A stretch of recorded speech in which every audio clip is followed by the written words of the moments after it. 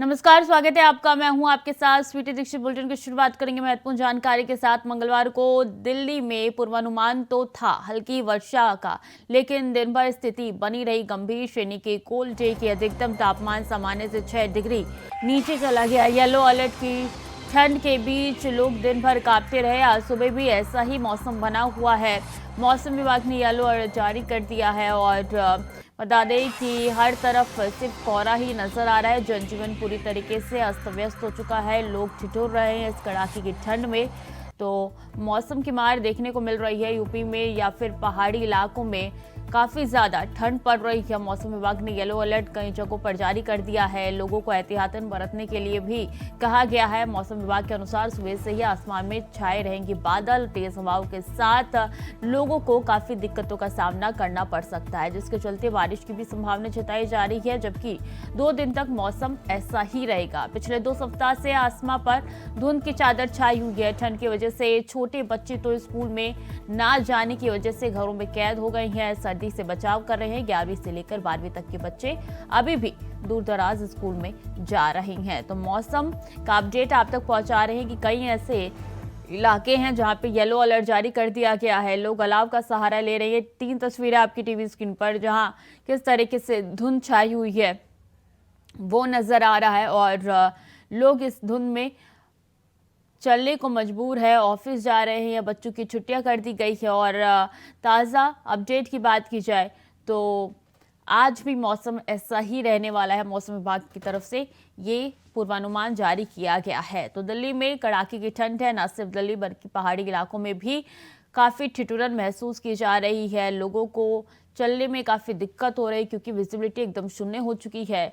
काफ़ी दिक्कतों का सामना आमजन कर रहे हैं इस ठंड के मौसम में।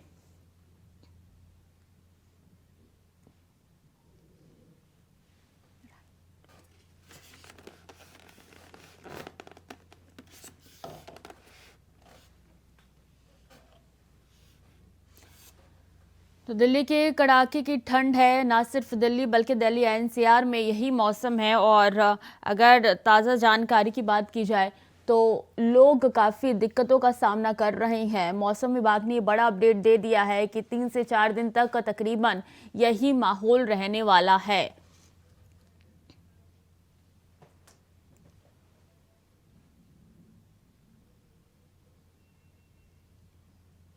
तो 3 तस्वीरें आपकी टीवी स्क्रीन पर है जिसमें साफ तौर पे नजर आ रहा है किस तरीके से धुंध जो है वो छाई हुई है। कोहरे की चादर में लोग अपना रोजमर्रा की चीजें कर रहे हैं और ऐसे में काफी दिक्कतों का सामना तो करना पड़ रहा है क्योंकि विजिबिलिटी एकदम शून्य हो चुकी है। तो जो गाड़ियां सड़कों पे दौड़ती थी अब रेंगती हुई नजर आ रही है। इससे अंदाजा लगाया जा सकता है किस तरह की स्थिति है। और अगर बात की जाए ताज़ा हालात की तो आज भी मौसम ऐसा ही रहेगा। ना सिर्फ आज बल्कि तकरीबन 15 तारीख तक यही धुंध लोगों को झेलनी पड़ेगी। विजिबिलिटी शून्य हो चुकी है। स्कूलों की छुट्टियां बढ़ा दी गई हैं कई ऐसे इलाकों में। और ये 3 तस्वीरें आपकी टीवी स्क्रीन पर सुबह सवेरे की तस्वीरें हैं जिसमें नजर आ रहा है कि सिर्फ धुंध ही धुंध है। कोहरे की चादर हर तरफ दिखाई दे रही है।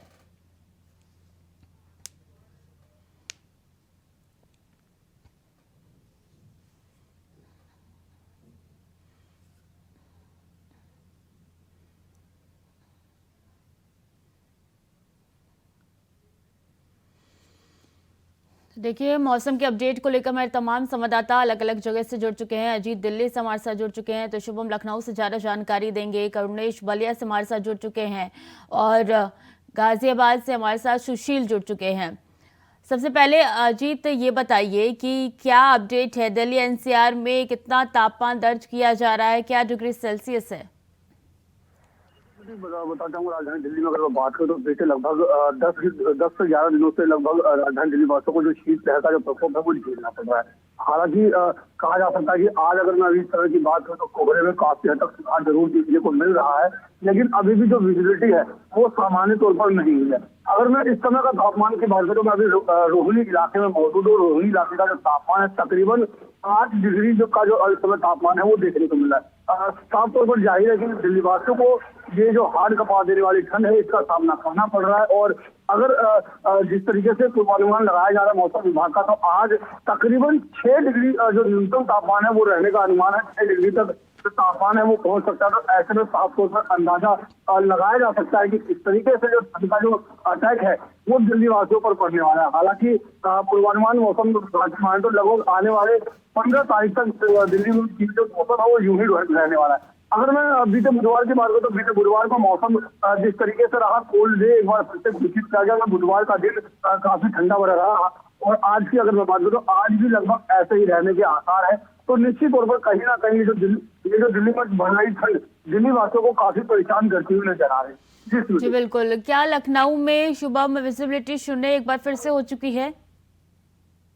आपको बिल्कुल पता लगातार कहा सकता है जिस तरीके से पिछले कई दिनों से लगातार देखा जा रहा है कि लखनऊ में जो ठंड का माहौल है लगातार बना हुआ है। लगातार जो कोहरे की चादर है वो राजधानी तब्दील होती दिखाई दे रही है। लगातार जो कोहरा है उससे लोगों को निजात नहीं मिल पा रही। जो गाड़ियां हैं वो धीमी चल रही हैं, उनकी रफ्तार में फर्क पड़ा है। जो फ्लाइटें बाहर से आती हैं वो भी लखनऊ जो आती हैं उनमें भी काफी सारी दिक्कतें होती हैं, क्योंकि कोहरे की वजह से उनको भी कहीं ना कहीं डिले किया जा रहा है। और कुछ फ्लाइटें ऐसी हैं जिनको निरस्त किया जा रहा है और लगातार जो गाड़ियों का जो आवागमन है लखनऊ चारबाग स्टेशन पर, वहां पर भी जो देखा जाए तो जो गाड़ियां हैं वो 8-8, 10-10 घंटे के बाद पहुंच रही हैं।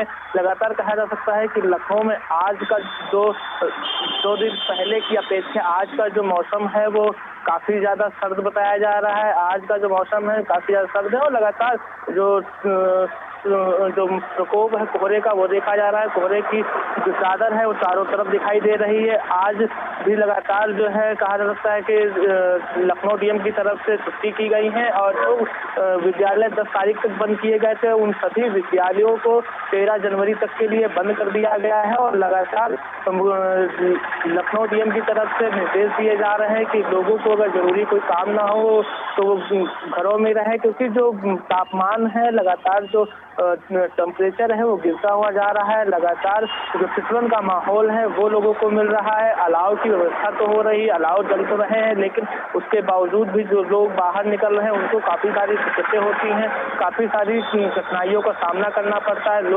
लोगों को आवागमन जो है वो बाधित हो रहा है। लगातार कहा जा सकता है कि जिस तरीके से लखनऊ में ठंड का प्रकोप है उसको देखते हुए मौसम विभाग लगातार जो अपडेट है वो जारी करता है। मौसम विभाग के अपडेट के बाद भी लगातार देखा जा रहा है कि जो टेम्परेचर है वो गिरता हुआ नजर आ रहा है। लगातार जो मौसम विभाग है वो भी लोगों से आग्रह कर रहा है कि अगर जरूरी कोई काम ना हो तो घरों से ना निकलें और घरों में ही रहे। साफ तौर से कहा जा सकता है जिस तरीके से लगातार जो ठंड का प्रकोप है पिछले कई दिनों से देखा जा रहा है और अनुमान लगाया जा रहा है लगभग 1 सप्ताह इसी तरीके का जो मौसम है वो रहने वाला है। लखनऊ वासियों को और पूरे उत्तर भारत को जो है इसी ठंड के साथ जो है सामना करना पड़ेगा, इसी ठंड में रहना पड़ेगा। और लगातार कहा सकता है कि जो आम जनजीवन है वो प्रभावित हो रहा है। आम जन लोग जो है उनको काफी सारी दिक्कतें हो रही हैं, जैसे मजदूर हो गए, जो स्कूल जाने वाले छात्र हैं, उन सभी को कहीं ना कहीं कठिनाइयों का सामना करना पड़ रहा है।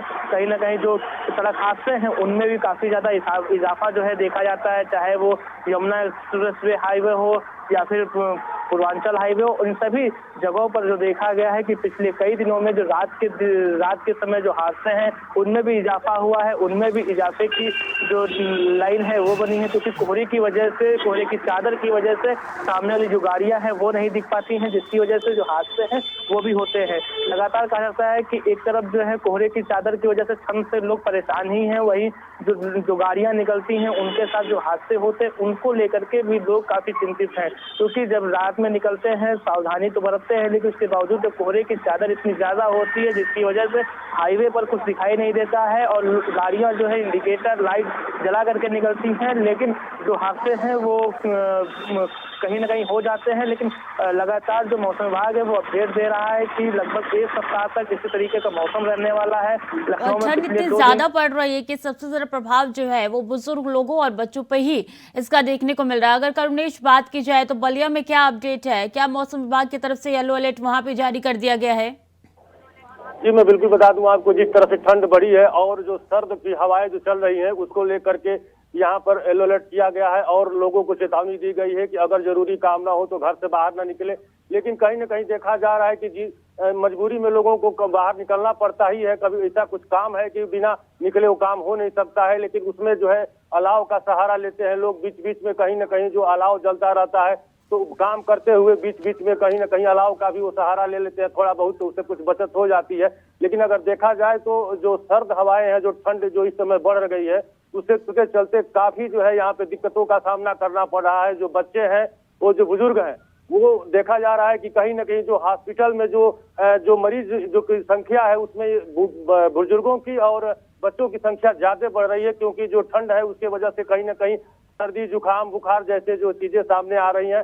तो इसको लेकर के जो है काफी यहाँ पे दिक्कतें हो रही हैं। और अगर देखा जाए तो सबसे बड़ी बात है, जो ग्रामीण में जो मवेशी हैं, उनको जो चारा की व्यवस्था करने के लिए जो वहाँ के गृहस्थ हैं, जो मवेशी रखे हैं, उनको दिक्कत हो रही है कि वो फिर कहाँ बाहर जा करके कैसे चारा ले आवे, खेत से जा करके चारा कैसे लेकर के आवे, कैसे खिलावे।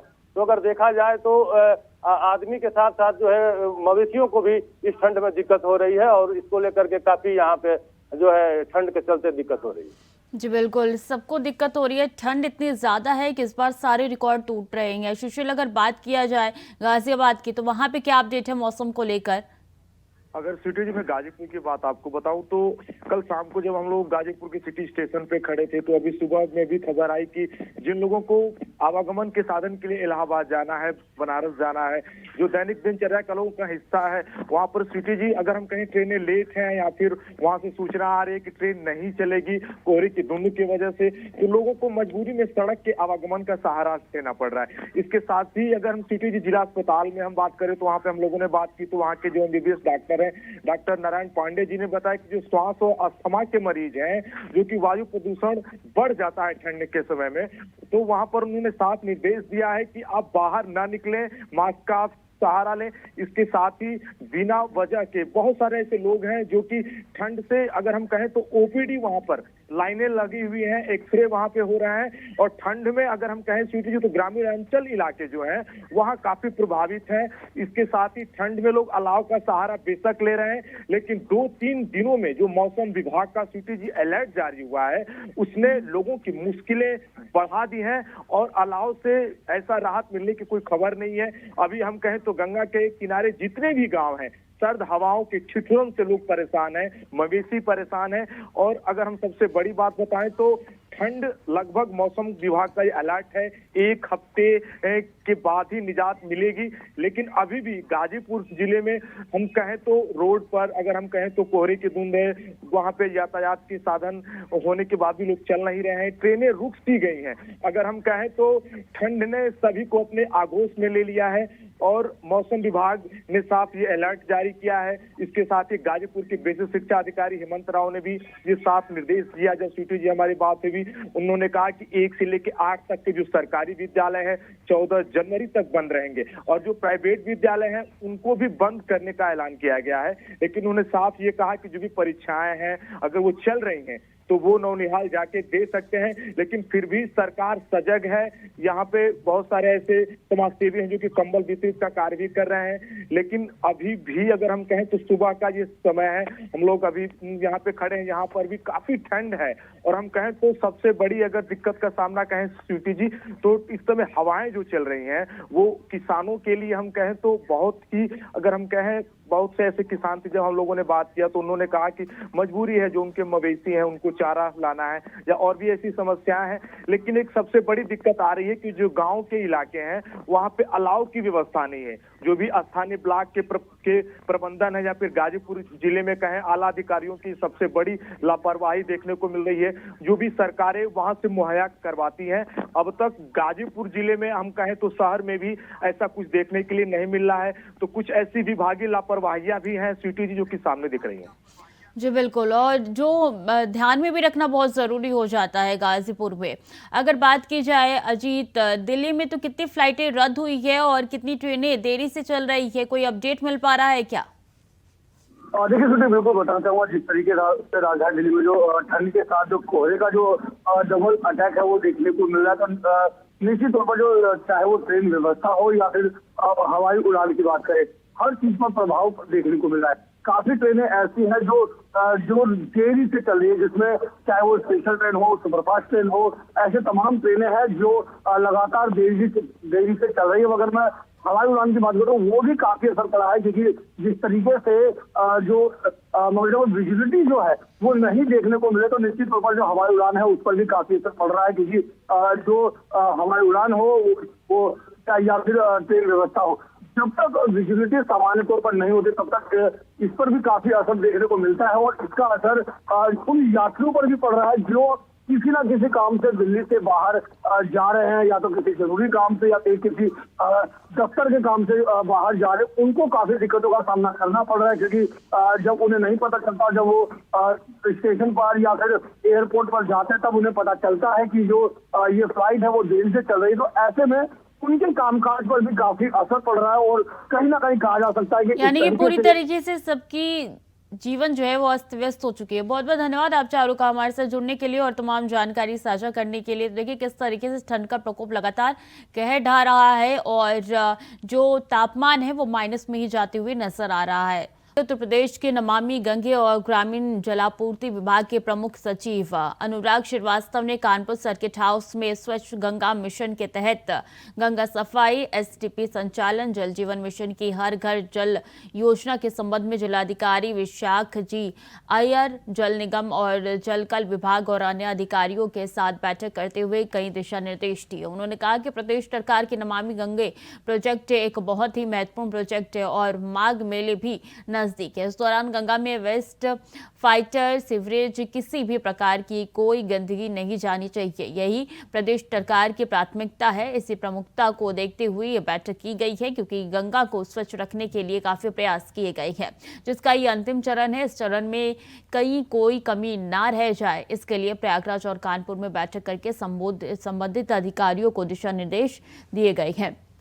मीडिया द्वारा सीसामऊ नाला की गंदगी गंगा में जाने के संबंध में सवाल पूछे जाने पर प्रमुख सचिव अनुराग श्रीवास्तव ने बताया कि जब गंदगी की सूचना आती है तो तुरंत एक्शन लेकर डाइवर्ट करके कार्रवाई की जाती है और गंगा में कोई भी दूषित जल नहीं जाए, इसलिए बकायेदारों को लेकर लाइटें कटने से ओवरफ्लो के संबंध में प्रमुख सचिव अनुराग श्रीवास्तव ने कहा कि सरकार ने सभी कंपनियों को पैसा दिया है, तो सभी कंपनियों का पैसा समय से जमा करेंगे। इसके साथ अगर बिजली नहीं भी है तो डीजल का उपयोग करके जल निगम के कार्यों को करेंगे।